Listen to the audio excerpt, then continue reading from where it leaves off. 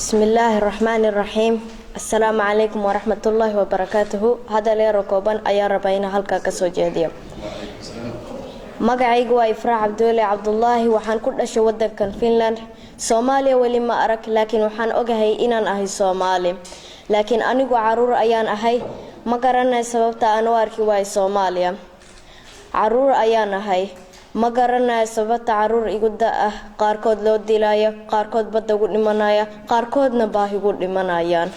Caruur ayaan ahay ma garanay sababta dad isku dhaqan ah isku diin ah isku af ah isku dad ah ay isku dilayaan. Caruur ayaan ahay ma garanay sababta aan aniga intaan halka ku dhalatayba ugu noqon laanahay wadankeeni. Caruur ayaan ahay ma garanay dadka Soomaaliyeed ee mustaqbalkaygaba cid mas'uul ka noqon doonta.